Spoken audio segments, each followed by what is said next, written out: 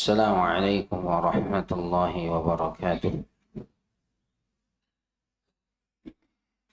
إن الحمد لله نحمده ونستعينه ونستغفره ونعوذ بالله من شرور أنفسنا وسيئات أعمالنا. من يهده الله فلا مضل له ومن يضلل فلا هادي له. أشهد أن لا إله إلا الله وحده لا شريك له وأشهد أن محمدا عبده ورسوله لا نبي ولا رسول بعده. ونصلي ونسلم على نبينا محمد وعلى آله وصحبه ومن تبعهم بإحسان إلى يوم الدين وبعد. Jamaah yang dimuliakan Allah Subhanahu wa taala, kembali kita melanjutkan pembahasan hadis-hadis dalam kitab Syarah Riyadhus Shalihin min kalam Sayyidil Mursalin.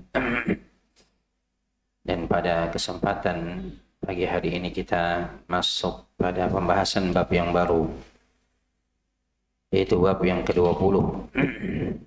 Babud dalalati 'ala al-khairin wad du'ai ila hudan aw dalalatin, yaitu bab terkait dengan menunjukkan kepada kebaikan dan mengajak kepada petunjuk atau kesesatan. Ya, di dalam bab ini ada motivasi dan anjuran, yaitu motivasi untuk kita menunjukkan kepada jalan-jalan kebaikan serta mengajak kepada petunjuk, ya, kepada manusia tentunya. Dan ini merupakan motivasi bagi kita umat Nabi sallallahu alaihi wasallam. Au dalalatin, atau ya ajakan atau mengajak kepada kesesatan, dan ini merupakan ancaman, jemaah. Ya, dan ini merupakan ancaman, jangan sampai kita termasuk di antara orang-orang yang mengajak, menyeru kepada kesesatan.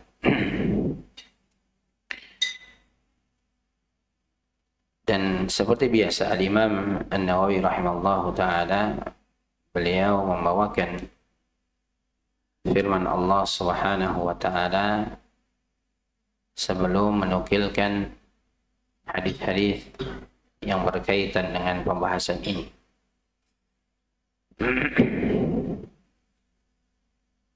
Beliau menukilkan dalam surat Al-Qassas di ayat ke-87, Wad'u ila rabbika, dan serulah, ajaklah mereka, ila rabbik, kepada jalan Rabbmu. Ya, lengkapnya ayat ini Allah Subhanahu wa ta'ala berfirman, wala yasuddannaka an ayatillah ba'da idh unzilat ilaik wad'u ila rabbik wa la takunanna minal musyrikin. Ini apa? Jazakallahu khair. Ayat ini khitabnya ditujukan kepada Nabi sallallahu alaihi wasallam. Ya. Walaupun ayat ini ditujukan kepada Nabi, tapi ini juga berlaku kepada kita, umatnya. Ya, khususnya para duat, para dai yang menyeru kepada dakwah ilallah. Ya, kata Allah Subhanahu wa ta'ala, wala yasuddannaka an ayatillah, dan janganlah sekali-kali ya mereka dapat menghalangimu, ya, dari menyampaikan ayat-ayat Allah ba'da idh unzilat ilaik, setelah ayat-ayat tersebut turun kepadamu. Ya, ayat ini ditujukan kepada Nabi. Jadi jangan sampai di antara tafsiran ayat ini kata para ulama, jangan sampai ya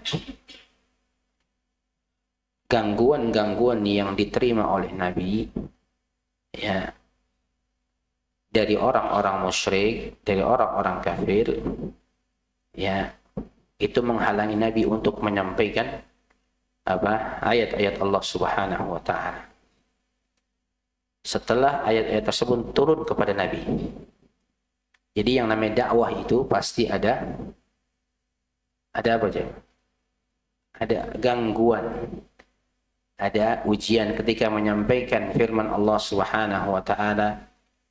Ketika Nabi sallallahu alaihi wasallam menyampaikan risalah yang diembannya kepada umatnya, pasti ada gangguan. Sehingga Allah katakan wala yasuddannaka an ayatillah ba'da id unzilat ilaik.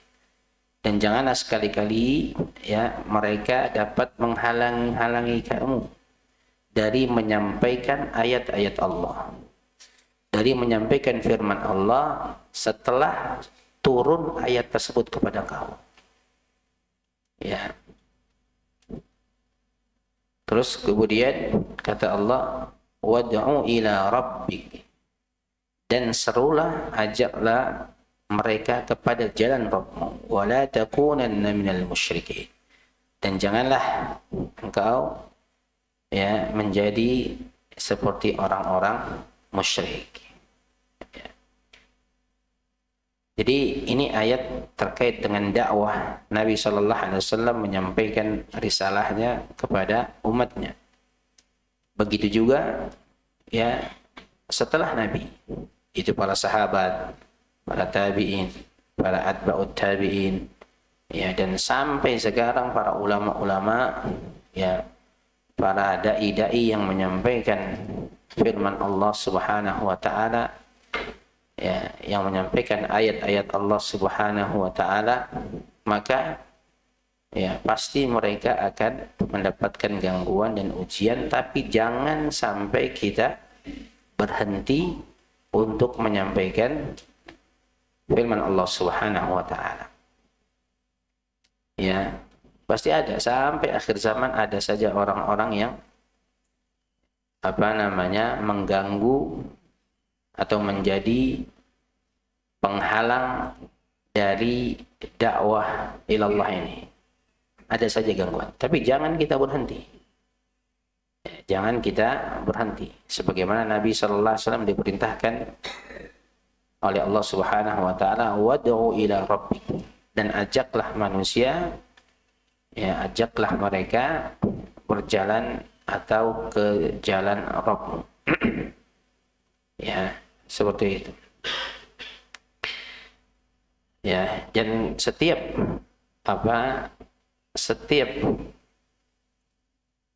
para ulama, para dai, para duat yang berdakwah pasti ada saja pengganggu, penghalangnya pasti ada.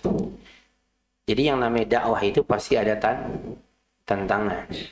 Dakwah itu bukan tujuannya diterima oleh semua kalangan. Ya makanya kalau ada orang berdakwah tapi nggak punya nggak ada tekanan, nggak ada gangguan, ini harus introspeksi. Jangan-jangan dakwah kita supaya orang senang sama kita. Ya, dakwah kita ya bukan mengajak kepada Allah, tapi mengajak kepada selera masyarakat. Ya, seperti itu. Sudah di sini dakwah, manusianya di sini itu suka yang namanya joget-joget, udah dakwah pakai musik lah. Ya, dakwah pakai musik. Ya, karena di sini juga masyarakatnya senang sama musik. Ya, kalau perlu ya musiknya dangdutan. Akhirnya masuklah syubhat-syubhat. Ya, ada yang namanya nada dan dakwah. Ya, nada dan dakwah. Ya, kemudian wa qala ta'ala, kemudian Imam Nawawi rahimahullah ta'ala juga menukilkan firman Allah Subhanahu wa taala dalam surat An-Nahl di ayat ke-125. Ud'u ila sabili rabbik bil hikmah wal mau'izatil hasanah wajadilhum billati hiya ahsan. Ya, serulah atau ajaklah ya mereka itu manusia ila sabili rabbik, kepada jalan Rabbmu. Itu ajak manusia ke jalan Tuhan. Sabil di sini adalah itu syariat dan agamanya. Itu agama Islam. Jadi ketika kita berdakwah mengajak manusia itu kepada jalan Rabb kita, yaitu Allah. Ya tentunya yang sesuai dengan syariat dan sesuai dengan tuntunan agamanya. Bukan hanya mengajak ya kepada ajakan-ajakan tapi di dalamnya mengandung unsur kemaksiatan. Ya, kemaksiatan. Jadi ingat Allah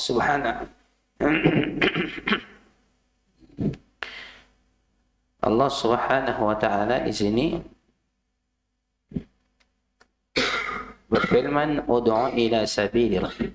Serulah, ajaklah manusia kepada jalan Tuhan, ya, yaitu kepada agamanya dan syariatnya, bukan kepada kemauan masyarakat, bukan kepada ya kelompok atau golongan, bukan kepada kemauan daripada para pendengarnya, ya, tapi ajak manusia kepada jalan Tuhan, kepada agama dan syariatnya, ya. Dan ini terkadang kita mengajak manusia bukan ke jalan Allah, tapi ke jalan siapa? Ke jalan kelompok, kemudian ke jalan mana? Ke jalan orang-orang yang ketika berdakwah mereka mau ya stylenya, fashionnya seperti para pendengarnya, ya. Jadi ajak manusia ke jalan Allah, ya.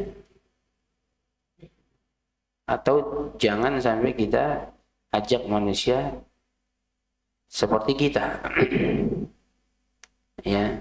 Nah ini mentazkiyah diri sendiri nggak boleh, ya. Ada orang-orang yang dia berdakwah tapi mengajak pendengarnya untuk mengikuti ya orang yang menyampaikan. Kita ajak manusia ke jalan Allah, bukan ke jalan kita, ya, seperti itu. Oleh karenanya Allah Subhanahu wa taala ya meneruskan di sini bil hikmah, dengan hikmah. Nah, di sini kata para ulama ada uslub, ada metode, ada cara dalam berdakwah atau mengajak kepada manusia. Di antaranya adalah bil hikmah. Terkadang konten materi yang kita sampaikan itu benar, tapi caranya nggak benar. Nah ini keliru. Ya, materi, kontennya, narasinya benar, tapi waktunya nggak benar. Ya, seperti itu. Kontennya, narasinya, ya itu benar, tapi waktunya nggak benar. Maka kata para ulama, al-hikmah di sini maksudnya adalah qaulun ma yanbaghi wa fi'lun ma yanbaghi ala wajhi alladhi yanbaghi fi waqti alladhi yanbaghi.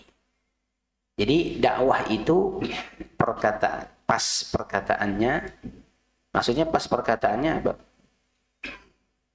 Ya perkataannya benar. Ketika diucapkan dia benar. Pas waktunya.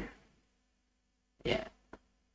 Kemudian pas perbuatannya, selaras antara perkataan dengan perbuatannya juga. Kemudian pas caranya juga ketika berdakwah, mengajak kepada manusia, dan waktunya juga pas. Jadi pas perkataannya, pas perbuatannya, pas caranya, dan pas waktunya. Makanya ada apa namanya, ada ungkapan likullin maqamin maqal. Setiap tempat itu ada perkataannya. Ya, walikullin maqalin maqamun, dan setiap apa namanya, setiap perkataan ada tempatnya, dan setiap tempat juga ada perkataannya. Paham maksudnya jemaah? Likulin maqamin maqal, setiap tempat ada perkataannya. Walikulin maqal maqamun, dan setiap perkataan ada tempatnya. Maksudnya kita ketika berdakwah, menyampaikan nasihat, lihat tempatnya, lihat waktunya. Kira-kira pas nggak kalau saya menyampaikan tempat ini? Ketika saya berdakwah, ketika saya sampaikan di tempat ini. Ya, makanya ini perkara, di antara perkara syubhat adalah, di antara perkara-perkara syubhat adalah seseorang mendakwahi orang di diskotik. Orang lagi maksiat di situ. Ya, dengan alasan kita mau berdakwah. Tapi di situ ada minuman keras, ada perempuan setengah telanjang, ada campur baur laki-laki dan perempuan. Kita masuk di situ, kita mau berdakwah. Waktunya nggak tepat, caranya nggak tepat, ya, perbuatannya juga nggak tepat. Bukankah kalau kita di situ sudah pasti melihat segala sesuatu yang terbuka? Ya, bukankah di situ kita ada hal-hal yang mengandung banyak maksiat di dalamnya? Ya, kenapa nggak tunggu selesai? Ya, seperti ini. Bukankah di situ ada musik dan yang lainnya? Ya, kemudian juga waktu yang nggak tepat. Misalnya adalah ya ketika setiap waktu, setiap ketemu dinasihati itu orang. Ketemu nasihatin lagi. Habis zuhur nasihatin lagi. Habis asar nasihatin lagi. Habis maghrib ketemu nasihatin lagi. Nah ini juga caranya kurang benar. Ya. Seperti itu. Ya. Jadi kurang tepat. Atau lagi apa? Lagi puncak-puncak dalam emosi. Ya. Lagi puncak-puncaknya seseorang dalam emosi. Ya. Kemudian dinasihati, ya, jangan marah. Marah ini adalah sebuah dosa. Ini amarah dari syaitan. Bisa masuk neraka. Yang ada apa? Wah, nih kayaknya nyinggung saya nih. Ya. Seperti itu. Ya, jadi hikmah itu makanya dalam berdakwah atau dalam mengajak manusia itu dengan cara yang hikmah. Hikmah tadi, ya, sesuai dengan tuntunannya, ada ilmunya, ada metodenya. Kadang-kadang Pak, tidak sedikit sebenarnya konten dan narasinya itu benar Pak, yang dibawakan firman Allah, yang dibawakan hadis-hadis Nabi SAW, tapi waktunya dan caranya nggak tepat. Ya, jadi orang nggak bisa nerima itu. Iya saya tahu. Ntar jawabnya gitu Pak, saya tahu. Ya, cuman saya dalam kondisi yang ya seperti ini. Sabar juga, makanya kita harus dengan hikmah ketika mendakwahi manusia dengan cara ilmu. Dengan ada ilmunya maksudnya. Ya, dalam berdakwah itu. Ya. Tidak serta-merta kita lakukan. Contoh misalnya Yang namanya kita mengajak kepada jalan Allah, kita melarang sebuah kemungkaran. Ya, melarang sebuah apa? Kemungkaran. Makanya kata Syekhul Islam Ibnu Taimiyah rahimahullah taala, tidak boleh merubah kemungkaran dengan menimbulkan kemungkaran yang lebih besar. Apa contohnya aja? Kemudian ketika kita merubah kemungkaran, kita benar-benar tahu dan pasti itu sebuah kemungkaran yang tidak ada khilaf di dalamnya. Ya, contoh Bang. Orang lagi mohon maaf. Orang lagi minuman atau meminum khamar. Ya, meminum khamar atau mabuk-mabukan. Kita semangat darah muda, ya kan? Kita katakan ini haram dan ini dosa besar, dan kita hancurkan itu semua. Yang ada Pak, apa? Dia ngeluarin pisau, kemudian apa? Nancep kita Pak. Orang mabuk sadar ya? Akalnya waras ya? Nggak waras. Itu kemungkaran iya benar, tapi posisinya ketika kita menghancurkan itu, kemudian dia emosi, dia hilang apa akalnya, kurang waras, kemudian akhirnya menimbulkan apa? Pembunuhan. Ya, seperti itu. Maka ada waktunya. Ya. Makanya ketika dahulu dikisahkan Syekhul Islam Ibnu Taimiyah rahimahullah taala ketika itu jalan bersama sahabatnya ke Syam waktu itu. Ya waktu itu umat Islam sedang ibaratnya diinvasi lah oleh Tartar, bangsa Tartar. Cucunya Genghis Khan, Gulagu Khan. Ya, sedang apa namanya? Sedang apa istilahnya? Sedang diinvasi lah, sedang dijajah bahasanya gitu. Nah,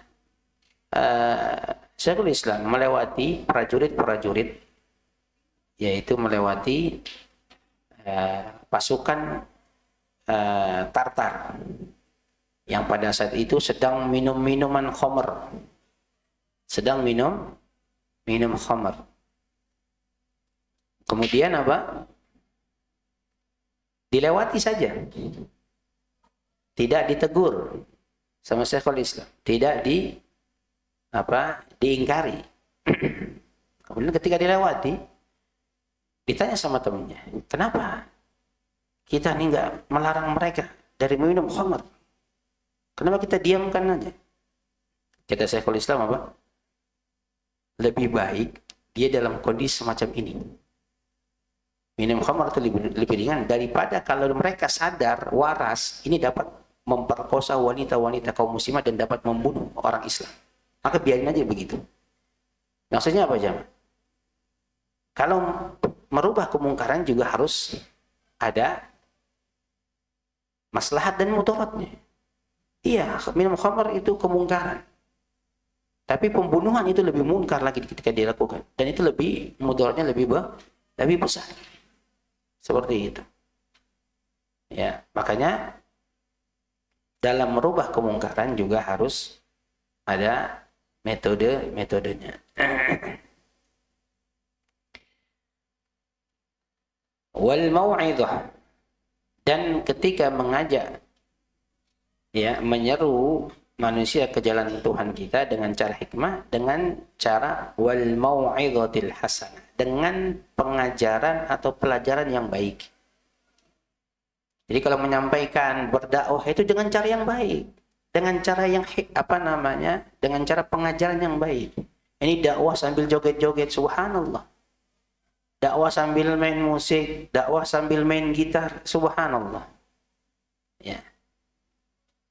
Dakwah ceramah sambil merokok, misalnya, yang disampaikan firman Allah. Ya, kemudian dibaca ayyuhalladzina amanu la tulhikum, ya, wahai orang beriman, janganlah kalian menceburkan diri kalian ke dalam kebinasaan. Tapi dia berdakwah sambil ngudut. Ya. Subhanallah. Ini dengan tidak cara dengan apa namanya? tidak dengan cara mau'idhatil hasanah yang seperti ini. Ya, lagi dakwah, ya, sambil teriak-teriak, ya, sambil marah-marah. Seperti itu. Jadi dengan cara yang hikmah, dengan cara yang pengajaran yang baik. Ya, seperti itu. Ya. Nah, ini kalau mengajak jalan kepada jalan Allah, kepada jalan Tuhannya, maka hendaknya dengan cara hikmah dan dengan cara pengajaran yang baik. Ya, dengan pengajaran yang baik. Jangan sampai kita menyampaikan sesuatu kemudian ditiru, pasti ditiru kan? Ya, dai ketika menyampaikan sesuatu apapun itu, menyampaikan ceramahnya pasti ditiru.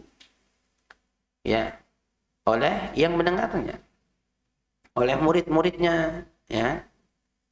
Sebagaimana yang pernah kita sampaikan pada pembahasan yang lalu, ya, anak kita masuk pesantren, tadinya tidak merokok, coba. Masuk pesantren malah jadi merokok. Kenapa? Karena ngeliat ustadznya ngajar, kesehariannya juga ngerokok di pesantren. Ya sudah. Ya. Pulang-pulang bukan dapat ilmu, dapat rokok satu slop. Ya, seperti itu. Nah, maka ini bukan pengajaran yang baik. Ya, dalam berdakwah juga dengan harus pengajaran yang baik. Ya, seperti itu. Ya, kemudian Al-Imam Nawawi membawakan firman Allah dalam surat Al-Maidah ayat 2, wa qala ta'ala wa ta'awanu 'alal birri wat taqwa. Dan saling tolong-menolonglah dalam al-bir, dalam kebajikan, wat taqwa, dalam meninggalkan maksiat. Takwa di sini kalau dia digandengkan dengan kalimat-kalimat sebelumnya seperti albir, ini makna takwa ini adalah meninggalkan kemaksiatan. Karena makna takwa adalah imtitsali awamirillah wa ijtinabun nawahi. Yaitu takwa itu adalah mengerjakan apa-apa yang Allah perintahkan dan menjauhi segala apa-apa yang Allah larang. Tapi kalau takwa digandengkan dengan kalimat-kalimat seperti bir, jadi makna takwa di sana meninggalkan kemaksiatan. Jadi saling tolong-menolonglah dalam kebajikan dan dalam meninggalkan maksiat.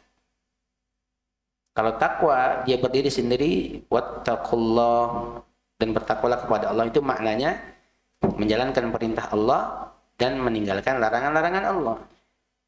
Ya, tapi karena sini digandeng dengan kalimat sebelumnya albir, jadi makna albir adalah kebajikan, makna takwa adalah meninggalkan maksiat. Ya, jadi saling tolong menolonglah dalam kebajikan dan dalam meninggalkan maksiat. Ya, tolong menolong. Ya, dalam kebajikan. Ya, tentunya kita mengajak dan menunjukkan jalan kebaikan serta menunjukkan kepada petunjuk serta ketakwaan. Dan semua ini ya termasuk bagian daripada dakwah. Ya, berdakwah. Ya, dan tentunya dakwah harus dengan ilmu. Jadi nggak sembarangan jemaah berdakwah itu. Ya, harus dengan ilmu. Jangan sampai nanti kita berdakwah tapi nggak pakai ilmu. Ya, seperti itu. Mungkin seperti ada orang mengatakan nggak apa-apa sholat, berbicara nggak apa-apa. Yang penting sholat misalnya. Seperti itu. Sholat aja, nggak wudhu nggak apa-apa. Yang penting tadi kita sudah niat. Harus berdakwah dengan ilmu.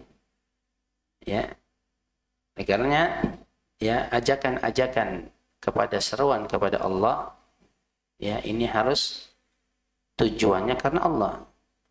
Ya, seperti firman Allah Subhanahu wa taala, "Qul hadhihi sabili ad'u ila Allah ala basiratin ana wa man ittaba'ani." Katakanlah wahai Muhammad, inilah jalan ad'u ila Allah. Ya, aku mengajak kalian kepada Allah. Jadi ajakan kita berdakwah itu kepada Allah, bukan kepada pribadi kita yang menyampaikan. Kamu harus ikutin saya ya. Kalau enggak, kamu enggak. Atau kepada kelompok, kepada ormas. ya kepada yang lainnya, tapi kepada Allah. Ya, kepada Allah. Dan banyak ayat-ayat terkait dengan perintah untuk berdakwah. Seperti firman Allah Subhanahu wa taala dalam surat Al-Imran misalnya, wal takum minkum ummatun yad'una ilal khair wa ya'muruna bil ma'ruf wa yanhauna 'anil munkar wa ulaika humul muflihun. Dan hendaklah ada dari sekelompok umat ini orang yang mengajak kepada kebaikan, ya, kemudian menyeru kepada yang ma'ruf dan mencegah daripada yang munkar. Wa ulaika humul muflihun. Dan mereka itu adalah orang-orang yang beruntung. Nah, ini ajakan semua berdakwah. Jadi hendaklah ada sekelompok dari umat ini yang mengajak kepada kebaikan, kemudian menyeru kepada yang ma'ruf. Ma'ruf di sini yang sudah dilegalisasi oleh syariat. Ya, oleh syariat dan agama tentunya. Dan mencegah daripada yang munkar. Wala takunu kalladzi tafarraqu wa ikhtalafu min ba'di ma ja'ahumul bayyinat. Dan janganlah kalian menjadi seperti orang-orang yang bercerai-berai dan berselisih setelah datang kepada mereka keterangan yang jelas. Ya. Jadi ini diantara keutamaan berdakwah, mengajak kepada kebaikan dan petunjuk. Kemudian misalnya firman Allah juga masih dalam surat Al-Imran, kuntum khairu ummatin ukhrijat linnas ta'muruna bil ma'ruf wa tanhauna 'anil munkar wa tu'minuna billah. Kalian adalah umat yang terbaik yang dikeluarkan. Jadi kita ini umat yang terbaik. Sifat mereka apa? Ta'muruna bil ma'ruf wa tanhauna 'anil munkar wa tu'minuna billah. Itu sifat mereka adalah menyeru kepada yang ma'ruf dan mencegah daripada yang munkar, dan mereka beriman kepada Allah Subhanahu wa ta'ala. Ya. Dan tadi jemaah bahwasannya berdakwah, mengajak kepada kebaikan juga harus dengan ilmu. Jadi nggak sembarangan. Kemudian hadis yang pertama jemaah yang dinukilkan oleh Al-Imam Nawawi rahimallahu taala itu an Abi Mas'udin Uqbah bin Amr Al-Ansari Al-Badri radhiyallahu anhu. Ya. Ini Abi Mas'ud ya, bukan Ibnu Mas'ud. Ya. Jadi Abi Mas'ud Uqbah bin Amr Al-Ansari. Al-Ansari berarti sahabat ini ya dari golongan Ansar, yaitu penduduk asli Madinah. Ya. Kemudian Al-Badri berarti dia orang yang ikut serta dalam perang Badar atau veteran Badar. Veteran Badar ini berapa jumlah pasukan kaum muslimin pada perang Badar? 300-an.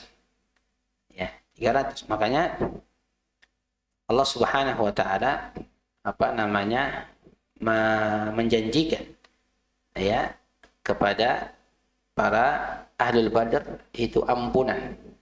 Makanya ketika ketika Nabi SAW ingin menyerang kota Mekah, kemudian ada sahabat Hatib bin Batlah yang menulis surat kepada koleganya di Mekah bahwasanya Nabi dan para sahabatnya kaum muslimin ingin menyerang Mekah. Nah, Hatib bin Batlah ini nulis surat ke koleganya, maksudnya Nabi ini mau dan kaum muslimin ingin masuk ke kota Mekah ya untuk melakukan penyerangan. Nah, maksudnya dia sebagai bentuk balas budi karena Hatib ini di Mekah nggak punya penjamin kecuali orang ini, keluarga ini. Makanya ingin ngasih tahu supaya hati-hati, maksudnya balas budi lah, ingin balas budi. Surat sudah dikirim oleh seorang wanita. Malaikat Jibril menginformasikan kepada Nabi bahwasanya ada wanita yang diperintahkan untuk mengirim, dijegat. Diperintahkan Ali untuk mengejar wanita tersebut, akhirnya tertangkap. Akhirnya suratnya didapatkan, terus disampaikan ke Nabi. Ternyata dari Hatib. Umar, ya, para sahabatnya, wah nih pengkhianat ini. Ya. Bahkan Umar, ya Rasulullah, biar saya penggal kepala orang itu. Bayangkan jemaah. Seperti itu. Kemudian kata Rasulullah, wa ma yudrika anna Allah tala'a ala ahli badr. Wahai Umar, tidakkah engkau tahu bahwasanya Allah menyaksikan para ahli Badar? Maksudnya Allah menyaksikan bagaimana mereka berjuang dalam kondisi sulit pada saat itu. Faqala i'malu ma syi'tum faqad ghafartu lakum. Kata Allah, berbuatlah sesuka kalian. Sesungguhnya kalian telah diampuni oleh Allah Subhanahu wa taala. Ini ahli Badar mendapatkan jaminan dari Allah Subhanahu wa taala. Ya, kemudian ditanya, kenapa Hatib? Ya Rasulullah, saya bukannya mau berkhianat, saya bukannya mau menginformasikan, tapi saya ketika di Mekah, ketika dalam kondisi sulit, Islam di sana masih ditekan, tidak ada yang menjamin saya kecuali keluarga ini. Ya, seperti itu. Saya ingin cuma supaya mereka baik-baik saja di sana. Seperti itu. Ya, dan Allah telah ampuni. Padahal itu kalau dalam peperangan ini bocorin rahasia ini, bahaya seperti itu. Tapi ternyata ahli Badar, ya, kata Allah, i'malu ma syi'tum faqad ghafartu lakum. Ya, jadi berbuatlah sesuka kalian, sesungguhnya Allah telah mengampuni kalian. Ya, jadi ini Abi Mas'ud ini Uqbah bin Amr al-Ansari adalah seorang penduduk Ansar dari asli Madinah, kemudian seorang veteran Badar. Beliau berkata, qala Rasulullah sallallahu alaihi wasallam, Rasulullah sallallahu alaihi wasallam bersabda, man dalla ala khairin falahu mislu ajri fa'ilihi, rawahu Muslim. Jadi barang siapa yang dia menunjukkan kepada jalan kebaikan, ya, falahu mislu ajri fa'ilihi, maka ya baginya seperti pahala orang yang mengerjakannya. Jadi menunjukkan jalan kepada kebaikan, ya, itu orang tersebut mendapatkan pahala seperti orang yang mengerjakannya.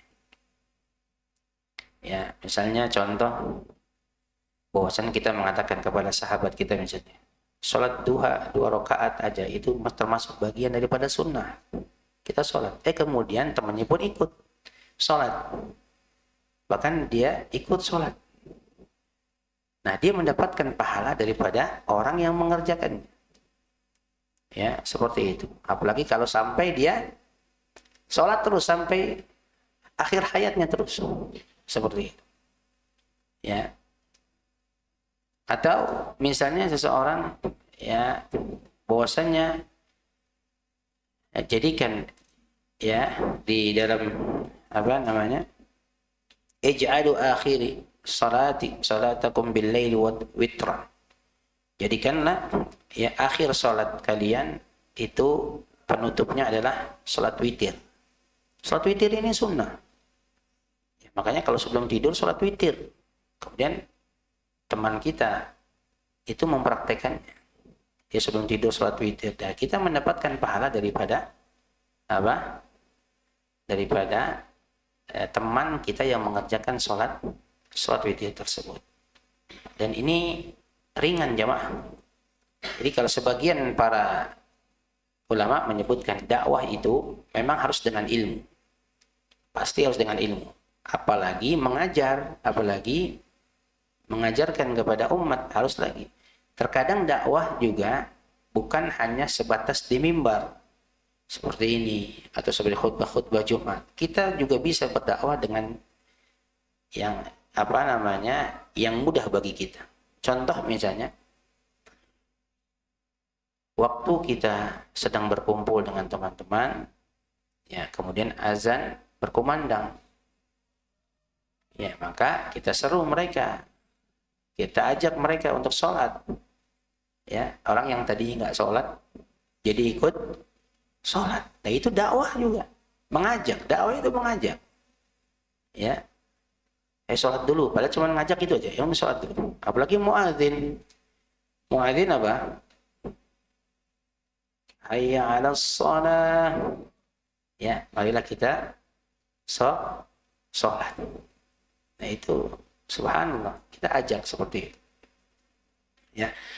Kemudian ya hadis berikutnya, wa an Abi Hurairah radhiyallahu anhu anna Rasulullah sallallahu alaihi wasallam qala, bahwasanya Rasulullah sallallahu alaihi wasallam bersabda, man da'a ila huda kana lahu minal ajri mithlu ujuri man tabi'ahu la yanqusu dzalika min ujurihim syai'an. Ya, jadi barang siapa yang mengajak kepada petunjuk atau kepada kebaikan, kana lahu minal ajri, maka ia mendapatkan pahala mithlu ujuri man tabi'ahu la yanqusu dzalika min ujurihim syai'an. Ya, maka ia mendapatkan pahala seperti orang yang mengikutinya. Seperti orang yang mengikutinya, kemudian orang yang mengikutinya tersebut dia melakukannya, la yanqusu dzalika min ujurihim syai'a, tanpa mengurangi sedikit pun pahala mereka. Ya. Jadi kalau kita bisnis misalnya, Pak, jual beli, atau misalnya apa istilahnya itu kalau kita kerjasama usaha, saya buka cabang terus kita beli cabang, apa istilahnya, franchise ya. Franchise itu kita belikan dari owner ya, dengan jumlah nominal seperti itu.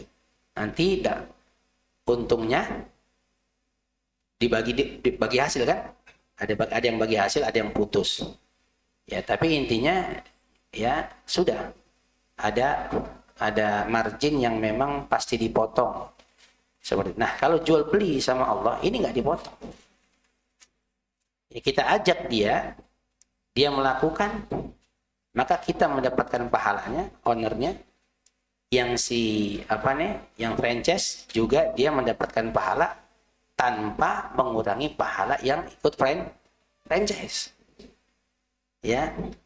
Maka jual beli kepada Allah itu luar biasa. Kalau kepada makhluk ya pasti ada untung rugi. Kalau sama Allah untung terus. Ya, dan untungnya bertambah, tidak berkurang. Jika kita mengajak kepada petunjuk bagi seseorang, maka ya kita mendapatkan pahala ya tersebut, kemudian ya kita mendapatkan pahala orang yang melakukan tanpa mengurangi pahala sedikit pun. Ya, kita ajak kepada kebaikan. Ya, mau ngajak sedekah atau mau ngajak menuntut ilmu, ya ada kawan-kawan, kita nuntut ilmu di Masjid Al-Hidayah, ada kajian setiap Sabtu dan Ahad misalnya. Diajak, ya. Ini kan menunjukkan kepada petunjuk dan kepada kebaikan.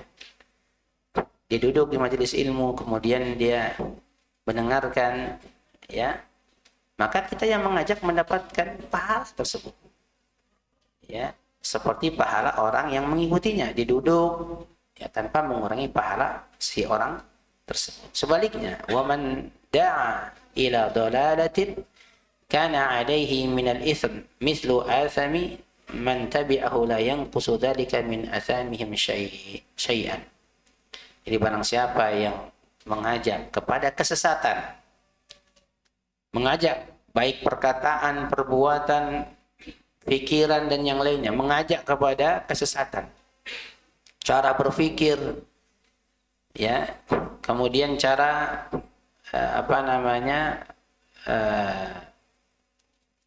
perbuatan, misalnya mengajak kepada udah nggak apa-apa, lakuin aja, nggak ada masalah kok, seperti ini, ya, seperti itu. Misalnya nggak apa-apa kok mendengarkan musik yang metal-metal sedikit, kalau ulama itu berbeda pendapat katanya. Ya, seperti itu.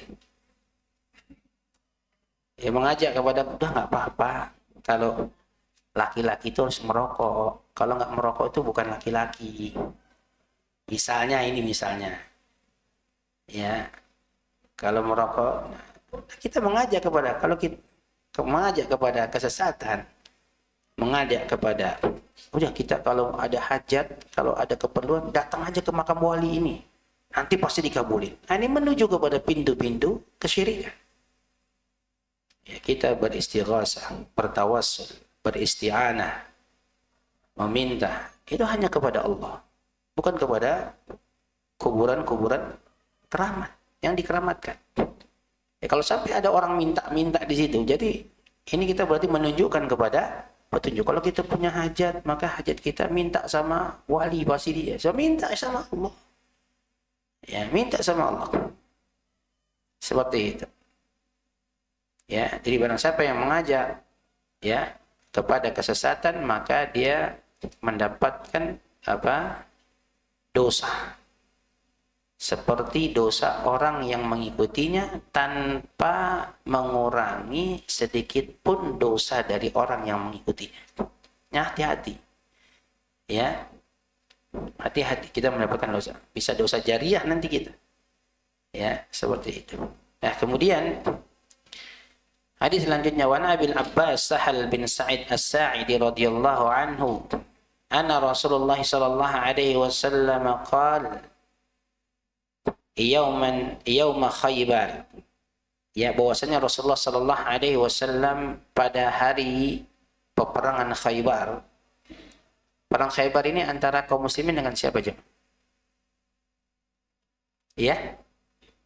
Nah, barakallahu fiik. Dengan Yahudi. Seperti itu. Nabi berkata ketika pada peperangan Khaybar, karena bentengnya pada saat itu kuat, belum tembus, sehingga ada benteng-benteng yang lainnya. Maka pada suatu harinya Nabi SAW bersabda, mengatakan, la u'tiyanna ar-raya ghadan rajulan yaftahullahu ala yadayhi. Ya, aku akan berikan panji peperangan ini besok kepada seseorang, ya, yang Allah akan memenangkan dari tangannya. Maksudnya Allah akan menangkan dari melalui wasilah tangan atau kepemimpinan orang tersebut. Saya akan berikan bendera ini besok. Yuhibbullah wa rasulah. Dan ciri orang tersebut adalah, ya, dia mencintai Allah dan Rasulnya. Wa yuhibbuhullah wa rasuluh. Dan Allah dan Rasulnya juga mencintai orang ini. Mencintai orang ini. Ya. Mencintai orang ini. Fabatan nas yadukuna lailatahum ayyuhum yu'taha. Maka manusia, sahabat-sahabat pada bertanya itu. Malam-malam mereka pada berpikir, siapa yang akan diberikan bendera ini? Siapa orang yang diberikan? Ya, mereka pada bertanya. Bahkan sahabat-sahabat besar seperti Umar dan yang lainnya itu seakan-akan ingin menampakkan diri di hadapan Rasul. Ya, ingin supaya agar mereka itu berharap mereka yang akan diberikan bendera panji tersebut. Ya, seperti itu. Karena Nabi katakan yuhibbullah wa rasulah. Orang ini mencintai Allah dan Rasulnya, wa yuhibbuhullah wa rasulah. Dan Allah dan Rasulnya pun mencintai orang ini. Falamma asbahan nas ghadaw ala Rasulillah sallallahu alaihi wasallam kulluhum yarju an yu'taha. Ya, tatkala besok paginya, ya, maka para sahabat, ya, manusia itu berharap bendera tersebut diberikan kepada diri masing-masing mereka. Mereka sangat berharap. Ya, seperti itu. Umar berharap, Abu Bakar berharap, Utsman berharap. Ya, seperti itu. Faqala, kemudian Nabi langsung berkata, aina Ali bin Abi Thalib? Di mana Ali? Ali pada saat itu enggak hadir. Ali bin Abi Thalib. Maka Nabi katakan, aina Ali bin Abi Thalib? Di mana Ali bin Abi Thalib? Faqila ya Rasulullah huwa yashtaki ainaihi. Ya, wahai Rasulullah, dikatakan, ada yang menyebutkan bahwasanya Ali sedang menderita sakit mata. Sakit matanya bukan merah aja, tapi mungkin bengkak atau gimana, sehingga dia nggak hadir Ali pada saat itu. Qala fa arsilu ilaihi, maka diutuslah seseorang kepada Ali. Fa'utiya bihi, maka didatangkan Ali. Maka Ali didatangkan kepada Nabi. Fa basaqa Rasulullah sallallahu alaihi wasallam fi ainihi wa da'a lahu fa barra'a hatta ka'an lam yakun bihi waj'un. Maka Nabi Rasulullah SAW langsung meludahi mata si Ali dengan ludah. Ya, Nabi ludahnya berkah, jemaah. Dengan seluruh jasad Nabi, ya, baik jasadnya, apa yang tersentuh oleh Nabi itu semuanya berkah. Dan ini ijma. Selain Nabi tidak ada. Hatta sekalipun sahabat. Kalau Nabi seluruhnya berkah, darahnya. Bahkan dalam hadis disebutkan, siapa yang darahnya bercampur dengan darahku maka tidak akan tersentuh oleh api neraka. Kan ada sahabat waktu itu yang meminum darah dan Nabi. Ada yang berebutan ngambil rontokan rambut Nabi. Ludah Nabi itu, kalau Nabi ludah itu pada nadain. Kalau kita siapa yang mau nadain jemaah? Apalagi punya penyakit TBC. Ya kan, siapa yang mau nadain? Ini berkah. Ya, ini berkah dari wali. Siapa coba yang mau nadain? Kalau Nabi iya.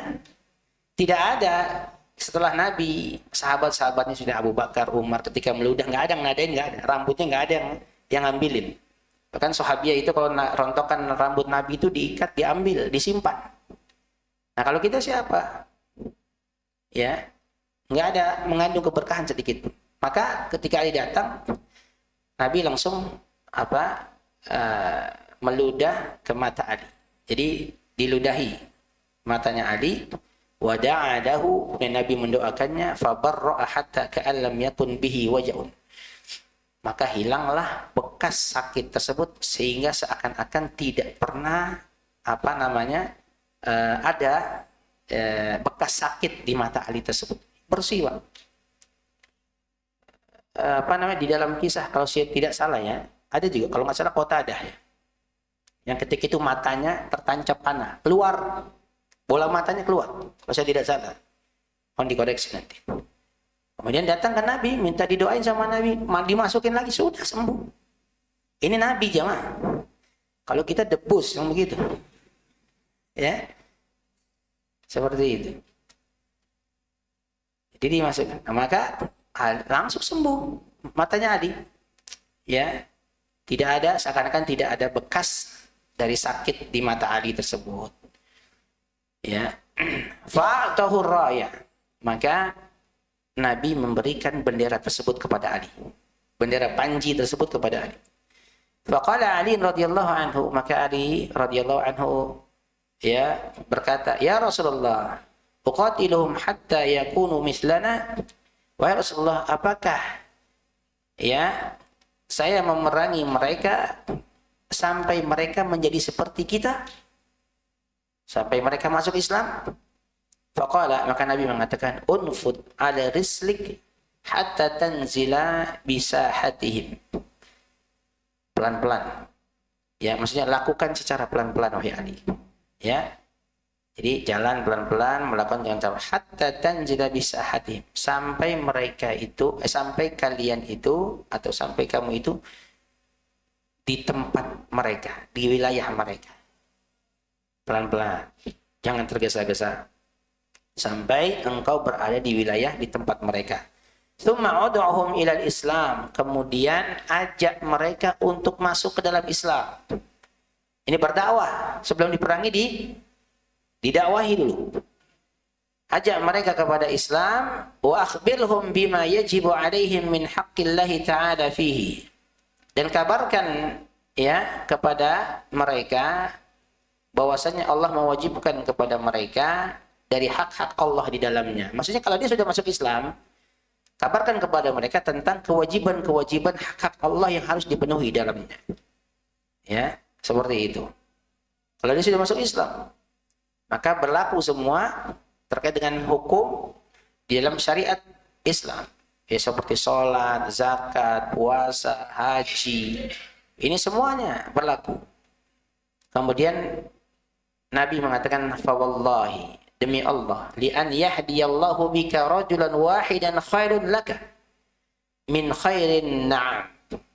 Demi Allah, sekiranya seseorang itu mendapatkan petunjuk ya dari Allah melalui perantaraanmu, melalui wasilahmu, khairun laka, itu lebih baik min khumrin na'am, daripada engkau mendapatkan seekor unta yang merah. Ya. Poin hadisnya ada di bawah tadi, di akhir. Jadi demi Allah, Nabi sampai bersumpah, ya, seseorang diberi petunjuk oleh Allah karena perantaraanmu, karena wasilah darimu. Misalnya kita ngajak, misalnya ada seseorang dapat petunjuk hidayah melalui perantaraan kita, karena kita mengajaknya, mendakwahkannya. Itu lebih baik bagi kamu daripada kamu mendapatkan unta merah. Jadi mengajak orang, apalagi mungkin ada teman-teman di kantor ya yang non muslim, kemudian kayaknya nih sudah tertarik, kita dakwahkan dia tentang Islam, kemudian akhirnya dia tertarik kepada Islam, kita nggak berdakwah, kita share video-video ustadz ceramah, kita kasih tahu tentang Islam segala macam, akhirnya dia pun tertarik dengan Islam, kemudian dia pun bilang ke kita, saya mau masuk Islam, gimana caranya?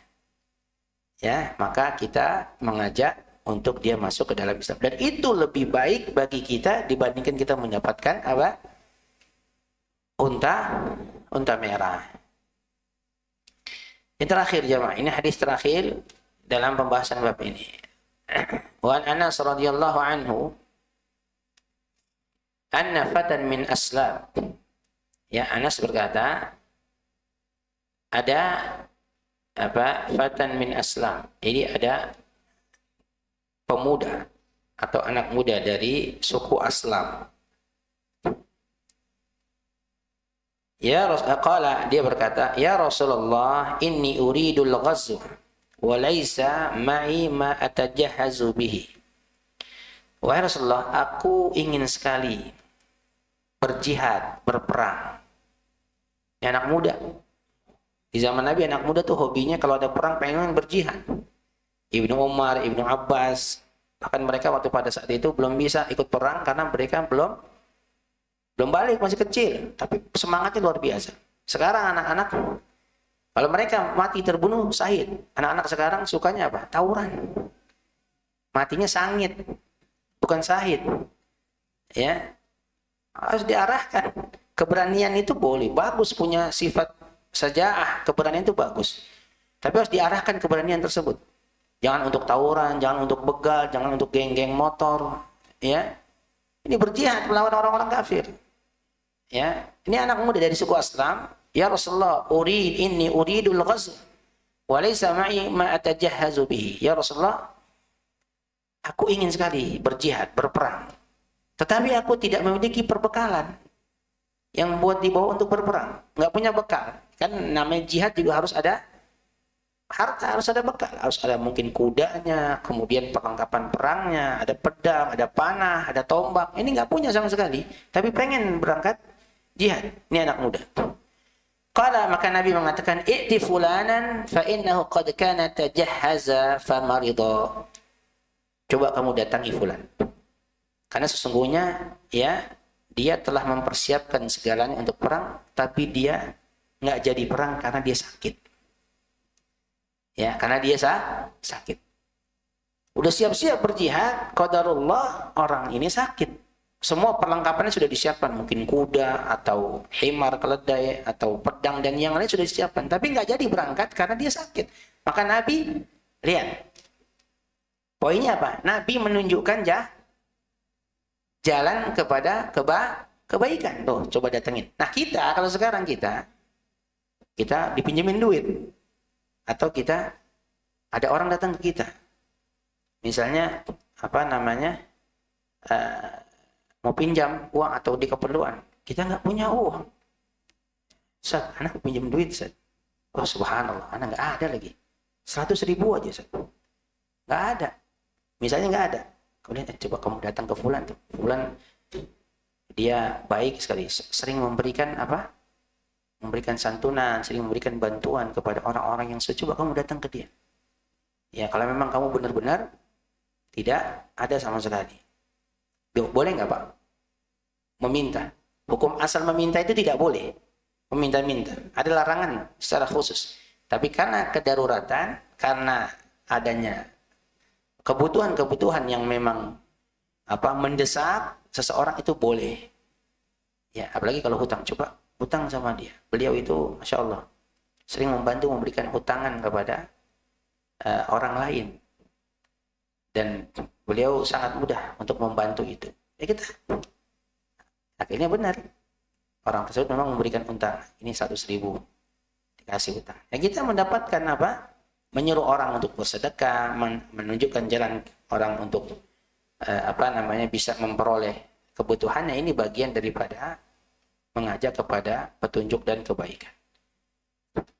Kemudian fa'atahu faqala inna Rasulullah sallallahu alaihi wasallam yuqri'ukas salam. Maka pemuda tersebut mendatangi orang yang tadi mau berjihad tapi nggak jadi karena sakit. Sudah mempersiapkan segalanya. Kemudian anak muda tersebut mengatakan, inna Rasulullah sallallahu alaihi wasallam yuqri'ukas salam. Sesungguhnya Rasulullah SAW menitipkan salam kepadamu. Wa yaqul, kemudian Nabi bersabda, ya, pemuda ini mengatakan, a'tinil ladzi tajahhazta bihi. Pemuda ini mengatakan berikanlah ya kepadaku, maksudnya berikanlah kepadaku semua ya tajahhazta bihi, apa yang engkau telah persiapkan. Jadi tolong berikan semua apa yang telah engkau persiapkan itu. Ya. Karena Nabi menyampaikan, saya suruh mendatangi kamu. Karena kamu nggak jadi berangkat karena sakit, maka tolong berikan semua perlengkapan itu kepadaku.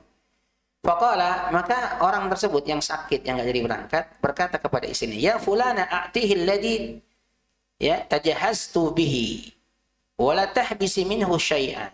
Wahai istriku, berikanlah kepadanya apa yang telah aku persiapkan.